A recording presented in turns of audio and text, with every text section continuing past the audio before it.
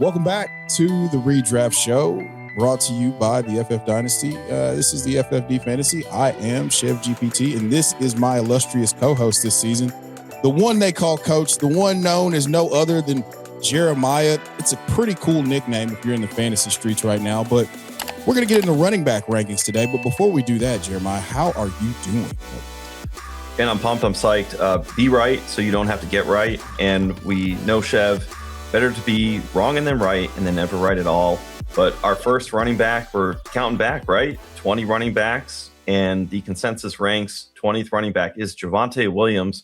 For me, Chev, he is my RB22, just ahead of Josh Jacobs, just ahead of David Montgomery. So I have a little bit of a fade on Javonte Williams this year.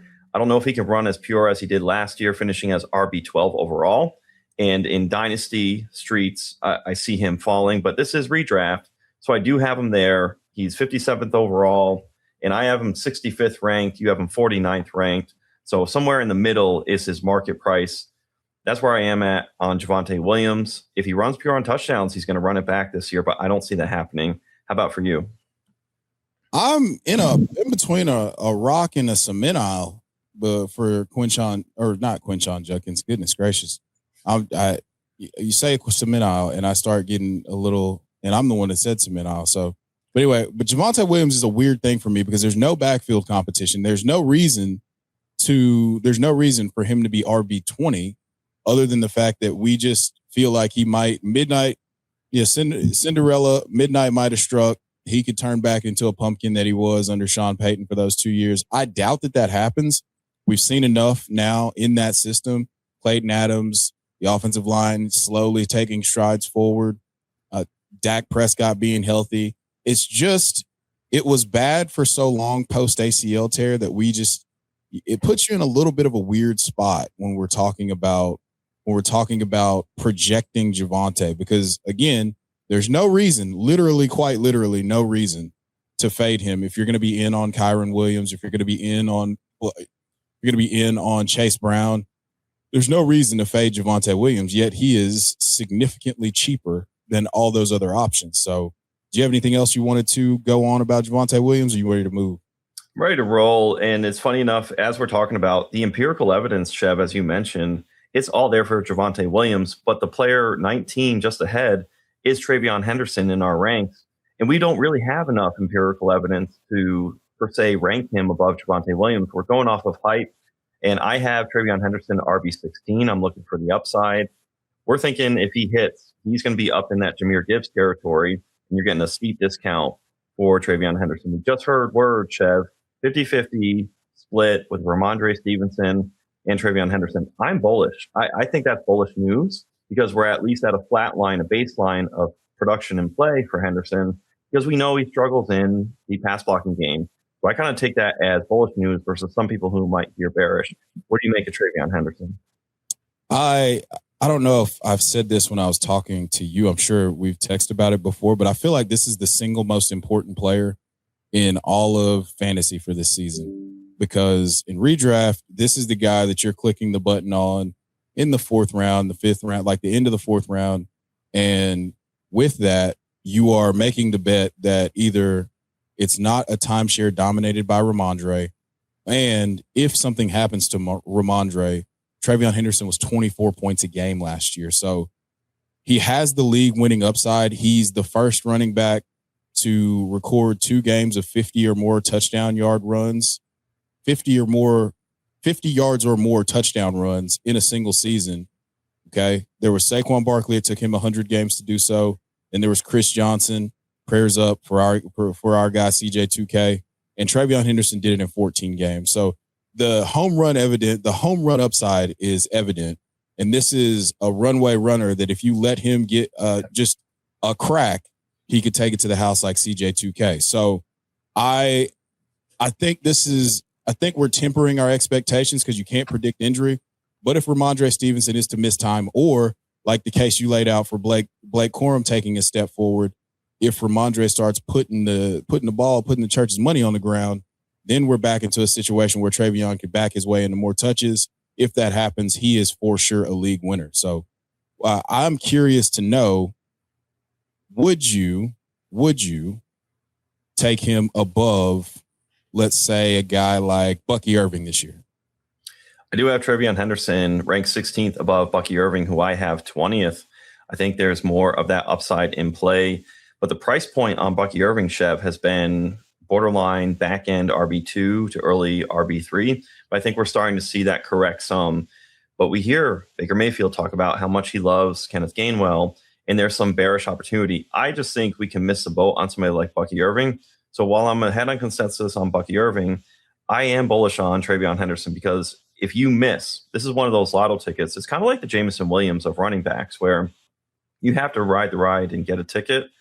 And part of that is paying up in price on TreVeyon Henderson. So what would you do if you're on the clock, you're shooting upside, TreVeyon Henderson or Bucky Irving, or do you go safety based on what your build is? If that's going to be my RB3 at that point, I'm going to swing on TreVeyon Henderson and just live with the results. If I'm on the clock and I'm choosing between those two, it's probably going to be TreVeyon, just because I know that is nuclear upside. Basically, when Ramondre came back after that beautiful stretch where we saw the potential, I seen it. You saw him get 13 carries a game to just 7.8 for Ramondre Stevenson. So that's kind of the flippening started to happen. And so if they're going to make it, they're just going to go ahead and say they projected it's a 50-50 timeshare. That is bullish signal. Like, Bucky was the first running back since Alvin Kamara to go 1,500 yards from scrimmage on less than 50% of the snaps. So that's the outlook that I kind of see for TreVeyon. So, but we've spent enough time there. Let's talk about a player that's become a little bit more polarizing because of a signing of an old busted in CTE Scat Pack. Cam Skattebo, New York Giants, comes in at running back 18. What is your outlook? Because you know that I've said some really aggressive things about him, and I have some aggressive visions dancing around in this old noggin of mine. Well, it's a good topic of conversation I had with Podcast Pete on another show that we did last night. I was asking him this question, and this is kind of what's been going through my mind. And you mentioned Najee Harris getting signed off the streets, free agent signing.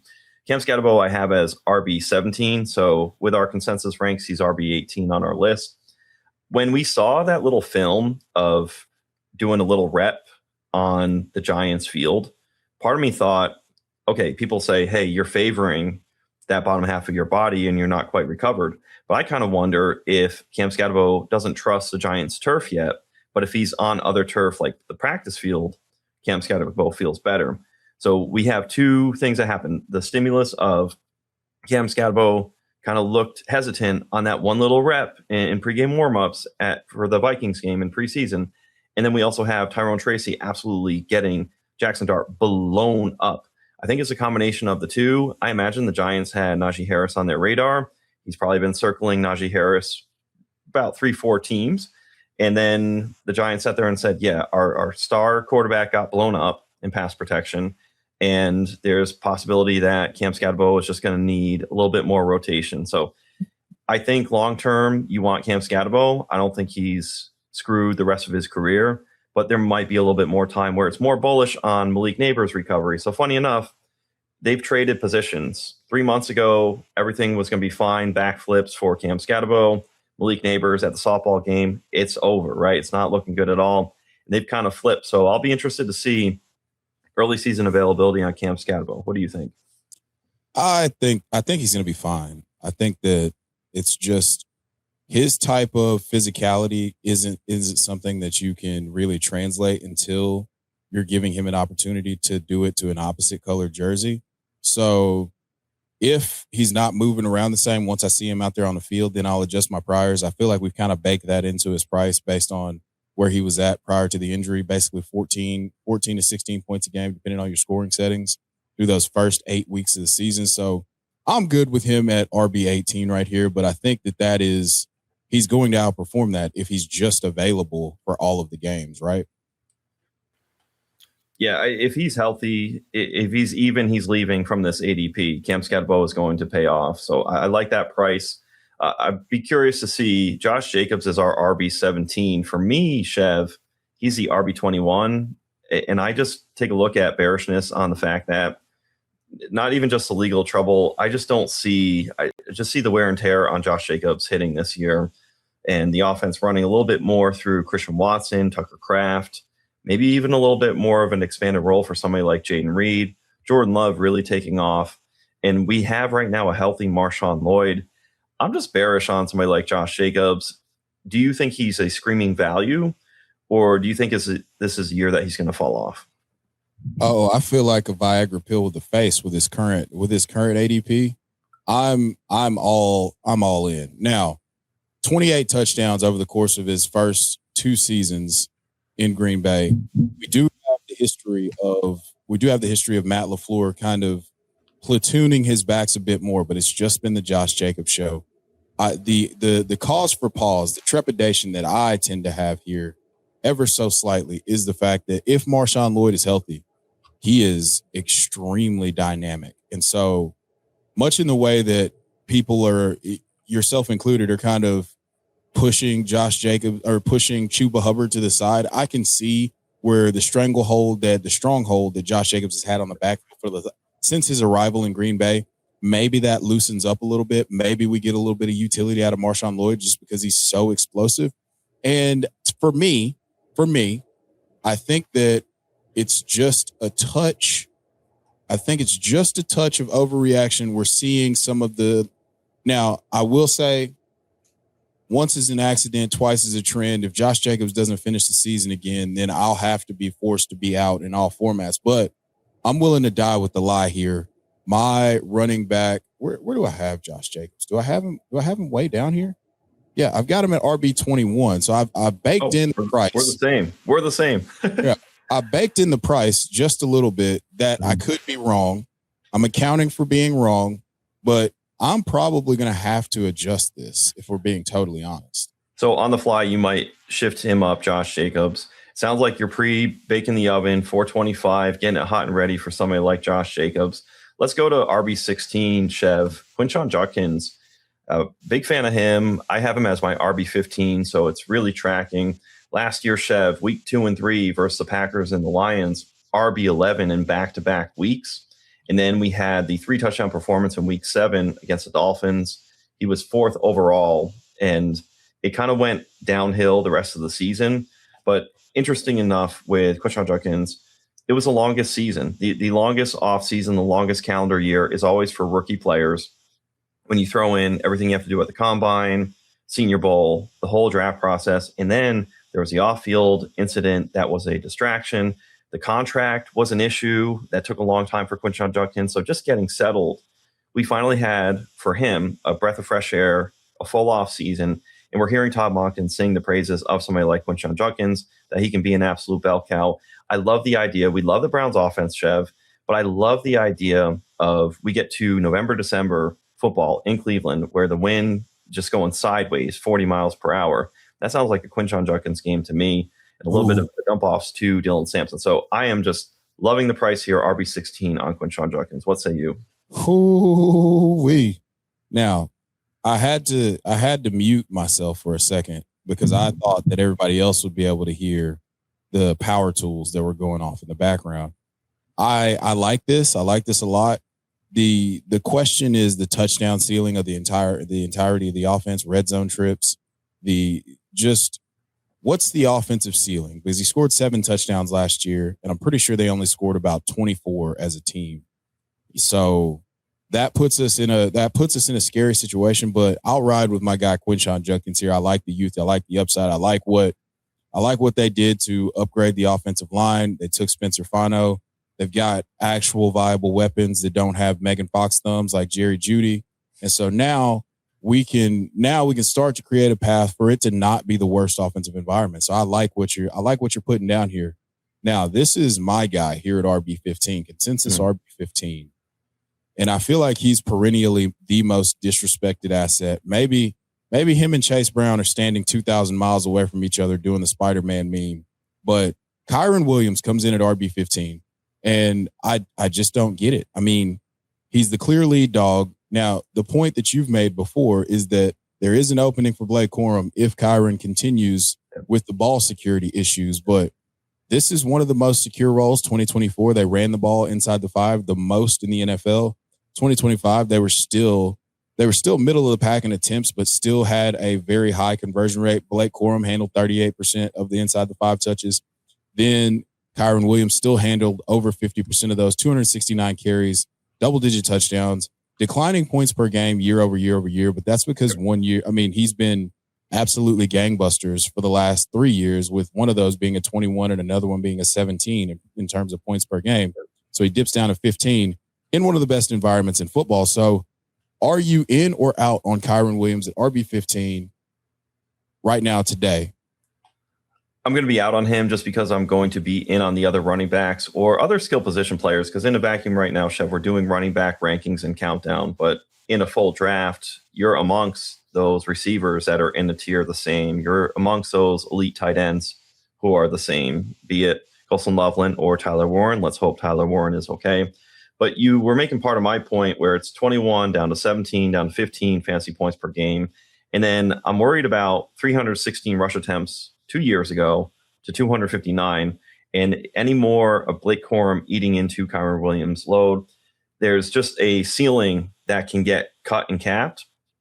And it's not so much as me wish casting or want casting, thinking that Corum's just going to take the job and deem Kyren Williams just irrelevant. I just think there's too much where he's going to eat into Kyren Williams to where it could be detrimental and enough to fade, because we want ceiling plays out of our running backs.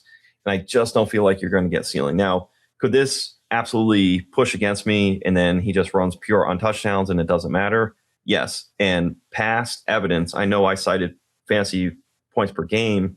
That's a good indicator of past performance, promotes and shows future performance. But what is a cause for his favor is Sean McVay absolutely trusts him. Whether he has dirt or propaganda or anything on Sean McVay, I don't know. Kyren Williams, he can put the ball on the football field as much as he wants. And Sean McVay seems willing to see how many times somebody like Kyren Williams can do. So maybe until it really costs the Rams a pivotal game, we won't see that. It's not like he's Amon Green to throw that out there, but it does have cause for concern. But until it happens, he is locked in as a fortified running back. So right now, I'm not wrong until it's right. So right now, I'm going to preemptively be out on Kyren Williams, expecting to be right, understanding I could be wrong because of just the love he has from Sean McVay. Now, now we're starting to get to some of the juicier running backs, the guys who don't have near as many dents in the can. Jeremiyah Love, though, RB14, Chev. I have him 31 overall in our ranks. You have him 24. I have him 14th overall as RB ranks. And we have this high ankle sprain or low ankle sprain that's not going good for Jeremiyah Love. I see him fall into the round 3 of best ball drafts. In redraft, though, I'm concerned just for the fact that the Cardinals have a low per game projected bottom 5 in the NFL. And if we have Trey McBride, Chev, and Jeremiyah Love, I don't know how both can pay off. Something's not right. Ain't nothing wrong, but something ain't right with 2 Cardinals that high. So tell me where you're at in redraft here on Jeremiyah Love. This situation reminds me a lot of the rookie year New York Giants with Saquon Barkley, where it was him, it was Odell Beckham, it was the ghost of Eli Manning. And basically they found a way every single week for Saquon to be an RB1, whether it was dump offs, whether it was him busting explosive runs. I believe he had 9 runs of 50 plus yards. And that's exactly where I kind of fall with Jeremiyah Love. And I have some really aggressive visions, just that he could get home either in garbage time or on the back of explosive plays, much like a Devon Achane. I think that he's going to be able to hit the home run. He's got the incredible contact balance. We know that he's great as a pass catcher.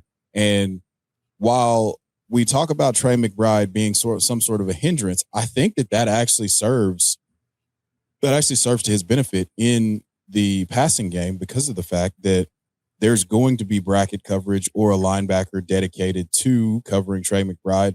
You have Michael Wilson, who went over 1,000 yards. You have Marvin Harrison, who was in per game, his metrics were still really, really good in terms of red zone targets and yards per route run and So it's if man, yeah, that's me.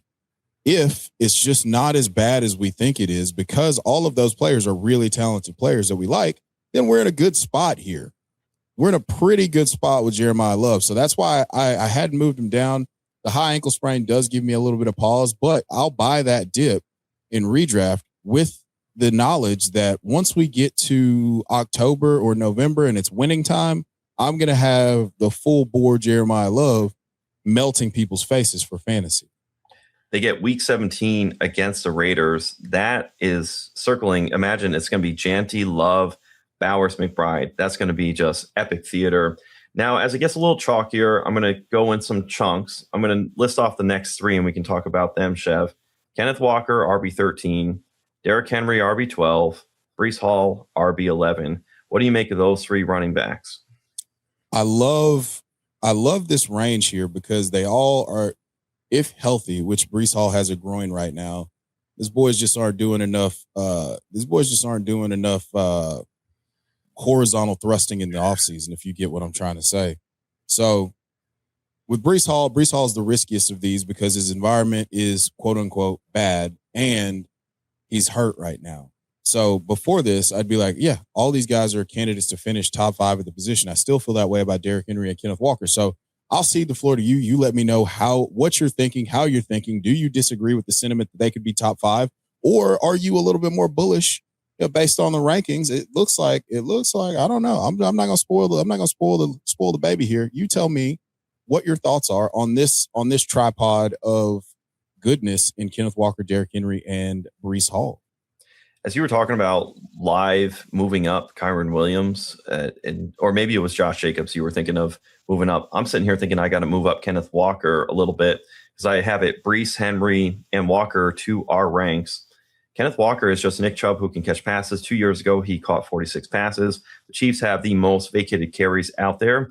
We love Emmett Johnson, Chev, but we know this offense will run through somebody like a Kenneth Walker. He's going to get the first, second, and third crack at it because we heard Kenneth Walker would call his father up during the season, vent, didn't like what the Seattle Seahawks were doing with a mix between he and Zach Charbonnet. You know, in negotiations, when you end up with the Chiefs, that conversation is being had between the agent. When you have free agency, you have opportunity to go. That's what Kenneth Walker was able to do with the Chiefs. So I expect that to happen. On the Derrick Henry front, just ride until he dies, metaphorically on the football field. D-Hember, it's named a month for him for a reason. If he can hang 45 points like he did last year against the Green Bay Packers, who's to say he can't do it again? Especially it's wild. The older he is, Derrick Henry, 32 and a half right now, that he gets better at the end of the season at such an advanced age. Epic. And to your point, Breece Hall, with this groin thing, it's like Tyler Warren, a couple different players that were getting this word. Hopefully we're far enough out to where week 1, hey, it's not an issue. So I think cumulatively, I like those ranks, Hall, Henry, Walker, but I think I got to put Walker, the more I think about it, above Breece Hall and Derrick Henry, but it's kind of tough. Going back to the next range, RB10 through 7. Ready, Chev?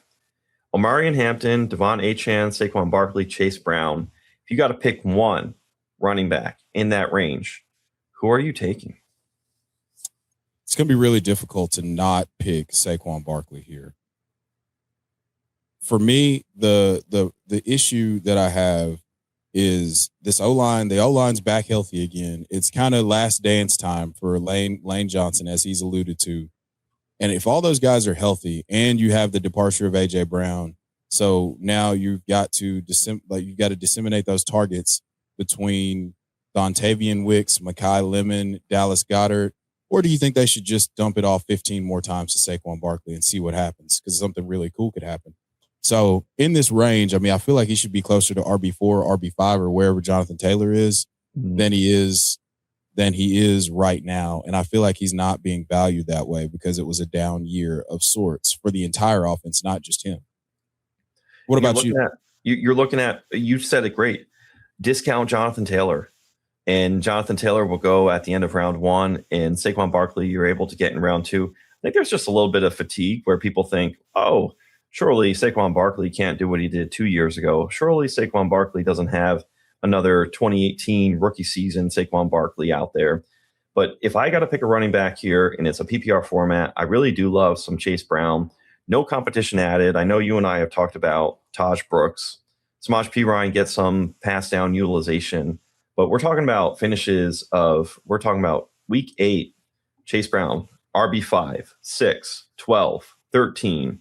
Week 13, he was finished 10th, 6th, 13th, 1st, 3rd in week 17, and 7th in week 18. So if you include the 2 week 13s, you're talking about from week 8 to week 18, he was an RB1, and he ends up finishing as the RB7 last year in fantasy football. So give me Chase Brown, give me all those dump offs, a different utilization that you can get in this Browns offense. So you like Saquon Barkley. I like Chase Brown in this range.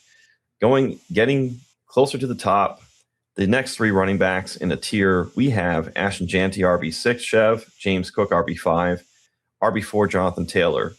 Who are you going to take if you got one of those 3? Is anybody mispriced here? It's going to be Jonathan Taylor for me. Yeah. Easy, simple, clean. This is the clearest pathway to RB1. You have so many vacated targets on the Colts. You had Josh Downs just go down with another injury. They signed Keenan Allen, which should help the passing game somewhat. Now Tyler Warren has apparently suffered a groin injury. And what else is there? This is an offensive line that came together after losing Ryan Kelly and Will Fries last year, came together and played really well. Jonathan Taylor, first 10 weeks of the season, 25 points a game. So, yeah, that's my pick here. I almost went with James Cook because I do think that he's going to catch a shit ton of passes this year. I know that's not a quantifiable metric for some of you guys, but I do think he's going to have a career high in receptions. That was his profile coming out. He's since proved to be a bell cow style running back in one of the most effective running offenses in the NFL. So, but I went Jonathan Taylor here. Who's your pick in this tripod? God, I feel like Jim Carrey where they're throwing you a spear and there's 3 spears and it's these 3 running backs because I love some Ashton Jeanty. 7th in receptions last year. I keep going back to that. 55 passes caught. That was a little bit of a narrative out of college that he couldn't do so much in the receiving game. 5th in routes run, 6th in target share was Jeanty. It was just a dick-ass situation last year. 4th in evaded tackles at 89, so we can do it at the next level, at the NFL level. If we're going to get better protection from the offensive line, better scheme, I really like the ceiling play for somebody like an Ashton Jeanty. One thing Rich Rebar was talking about, when the Colts are ahead and when they win, are some of the highest correlated Jonathan Taylor finishes in fantasy. And then there's a drop-off in some losses. So if the Colts are going to go down a path where they struggle as a team, that may stagnate somebody like a Jonathan Taylor. So that's like a granular, smaller things are bigger in this moment when you have a higher priced running backs. Going back to James Cook, I can recall, we've had some betting and prop shows we've done together, Chev. So many times last year, James Cook, his over-under prop for a game would be 1.5. And you think, my God, he should be able to get 2. And he hit the under. It's wild. If we can get that unlocked, like you said, he did this in college. Why aren't you doing it in the pros? It's like inverse. It's incredible. You're happy that James Cook can go between the tackles and do all this. But damn it, let's put it together and get the full max ceiling for fantasy purposes. And of course, it's going to help the Bills in their championship run that they're trying to go for. Give me Ashton Jeanty, but you make great points on somebody like a James Cook. And then our final 3, Christian McCaffrey, RB3, Bijan, RB2, Jahmyr Gibbs, RB1. Chev, tell us about, you're bullish on somebody like a Christian McCaffrey. I have him 4th. You have him ranked 8th. Dynasty, he's way down, but here we are, round 1. You take him in round 1 versus a super flex or even a Dynasty 1 quarterback. Nowhere near on the map would somebody Christian McCaffrey be. So explain that dichotomy. This is an accounting error because I had him as the RB1 overall just because the volume and the uncertainty of availability for all the other pass catchers. He had 130 targets, 102 receptions last year and 7 touchdowns. 1,900 yards and 17 touchdowns is my case, guys. Now, could Jahmyr Gibbs get to that point? Could Bijan Robinson get to that point and give us Bijan Robinson gave us 2,200 yards from scrimmage, but it's just safer with Christian McCaffrey because there is no one to interfere with his short yardage, red zone work, red zone utility. But the ceiling on Bijan Robinson and Jahmyr Gibbs is just so tantalizing. With Jahmyr Gibbs, when Dan Campbell took over play calling, Jahmyr Gibbs led all running backs in receptions from that point forward. 49 receptions for 418 yards and I believe 4 touchdowns, outpacing McCaffrey over that stretch. So I feel good about him as the RB1 now. I'm curious what your thoughts are on this last little cohort as we get ready to get out of here. Well, I have it Gibbs, Bijan, and Christian McCaffrey.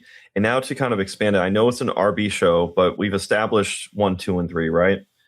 To give you perspective, though, Ja'Marr Chase, I have 103.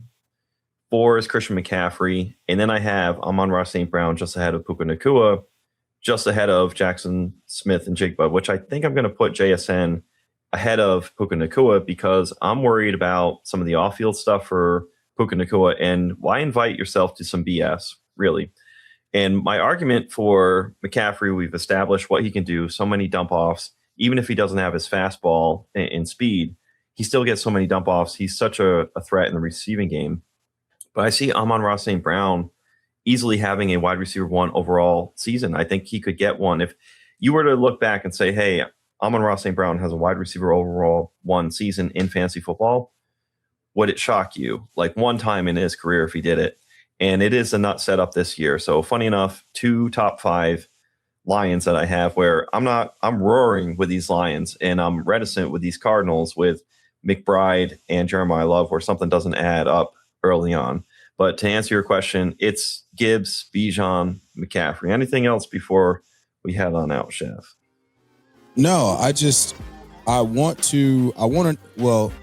find out who your guy is this year here shortly. But this has been the top 20 running backs. We're going to slowly start to release these episodes as we get closer to kickoff. If you haven't, please give us a like, leave us a comment, let us know who your top 20 running backs are, who's the biggest point of difference between our consensus rankings and where you have it. And as I always leave you guys, there's ball watchers and ball knowers. We'll see you in the next episode.